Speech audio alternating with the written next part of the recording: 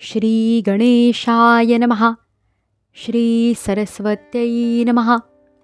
श्री गुरुभ्यो नमः. श्री भगवते गोपालकृष्णाय नमः. श्री नारदादी भागवतेभ्यो नमो नमः. अध्याय 13. विदुराच्या उपदेशाप्रमाणे धृतराष्ट्र आणि गांधारीचे वनात जाणे. सूत म्हणाले, विदुर तीर्थयात्रेत महर्षी मैत्रेय यांचेकडून आत्मज्ञान प्राप्त करून हस्तिनापुराला परतला. ते जाणण्याची त्याची इच्छा होती ती पूर्ण झाली होती. विदुराने मैत्रेय ऋषींना जे प्रश्न विचारले होते त्यांची उत्तरे ऐकण्याअगोदरच विदुराची श्रीकृष्णांचे ठिकाणी अनन्य भक्ती असल्यामुळे त्याला त्या उत्तरांची अपेक्षाच उरली नाही. शौनक महोदय, आपला चुलता विदुर आल्याचे पाहून धर्मराज युधिष्ठिर, त्याचे 4ही भाऊ धृतराष्ट्र, युयुत्सु, संजय, कृपाचार्य, कुंती, गांधारी, द्रौपदी, सुभद्रा, उत्तरा, कृपी तसेच पांडव परिवारातील अन्य सर्व स्त्री पुरुष आणि आपापल्या पुत्रांसहित अन्य स्त्रिया असे सर्वजण मोठ्या आनंदाने जणू मृत शरीरात प्राण परत आले अशा भावनेने त्याच्या स्वागतासाठी सामोरे गेले.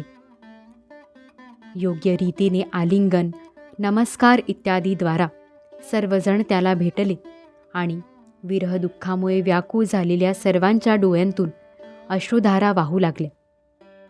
युधिष्ठिराने त्याला आसनावर बसवून त्याचा यथोचित सत्कार केला.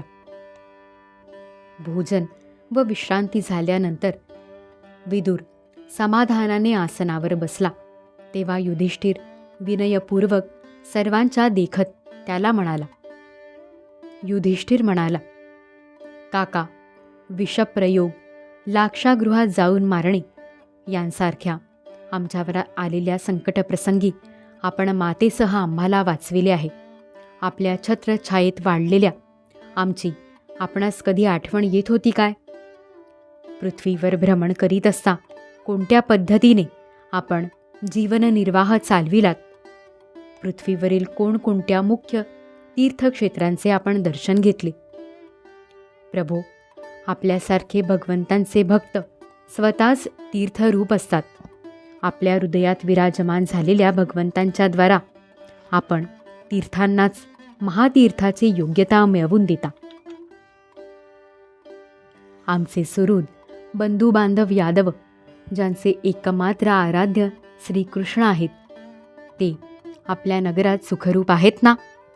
आपण त्यांना समक्ष भेटला नसाल तरी त्यांचे विषयी ऐकले तरी असेल.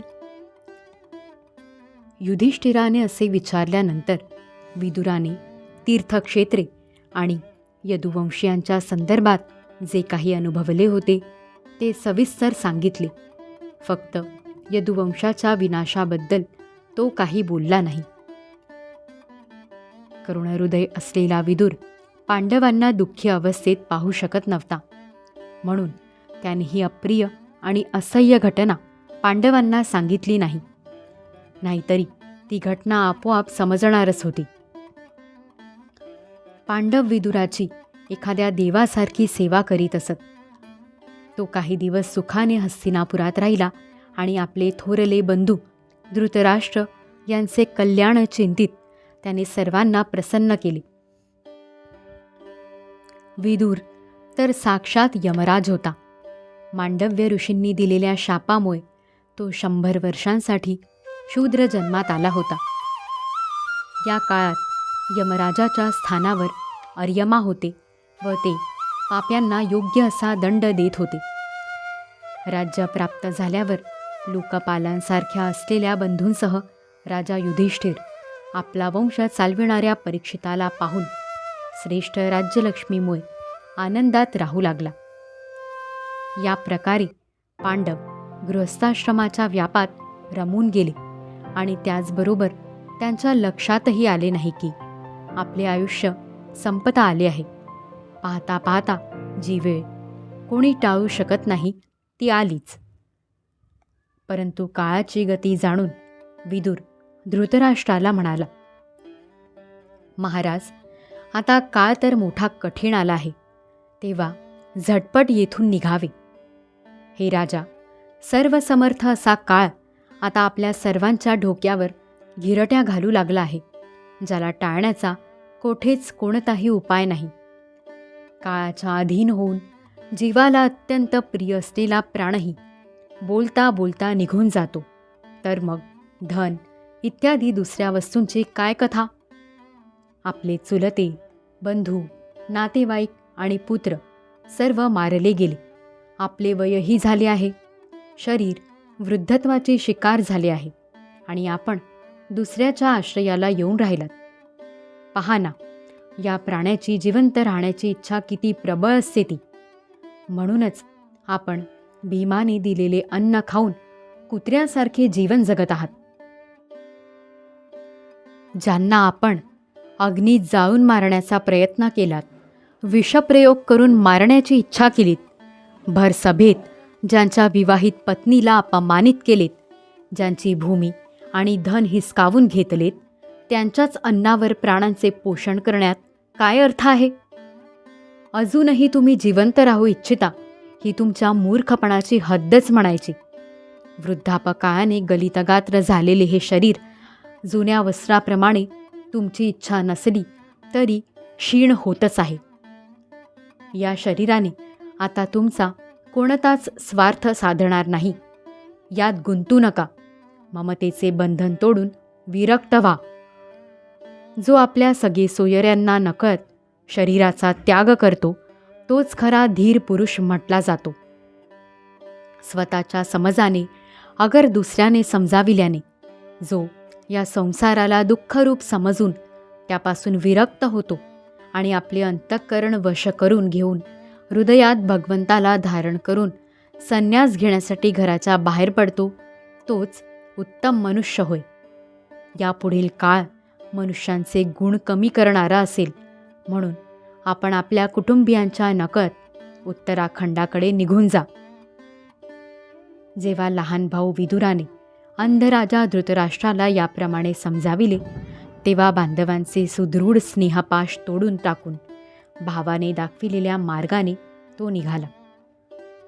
ज्याप्रमाणे वीरपुरुषांना लढाईच्या मैदानात आपल्या शत्रूंनी केलेल्या न्यायोचित प्रहारांनी सुखप्राप्ती होते, त्याप्रमाणे हिमालयाची यात्रा करण्याने संन्यास घेतलेल्यांना होते.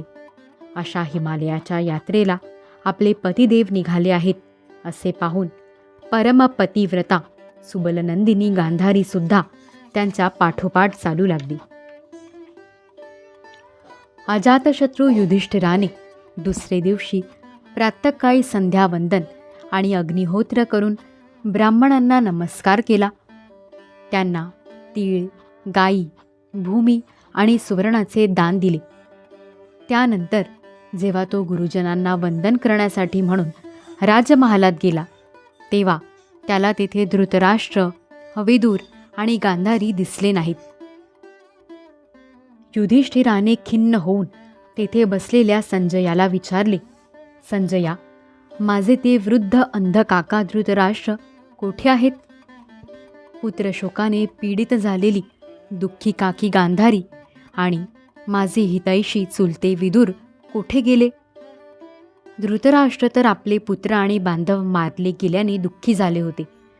मीच कसा मंदबुद्धी पहा, माझ्याकडून काही अपराध घडलेला पाहून माता गांधारीसह त्यांनी गंगेत उडी घेतली नसेल ना? आमचे वडील पांडू यांचा मृत्यू झाला तेव्हा आम्ही लहान होतो. त्यावेळी या दोन्ही चुलत्यांनी कठीण प्रसंगी आम्हाला वाचविले. ते येथून कुठे निघून गेले बरे? सूत म्हणाले, आपले स्वामी धृतराष्ट्र दिसत नाहीत हे पाहून त्यांची कृपा आणि स्नेह यामुळे व्याकुळ झालेला संजय विरहाने अत्यंत कष्टी झाला होता. तो दुःखावेगामुळे युधिष्ठिराला काही उत्तर देऊ शकला नाही.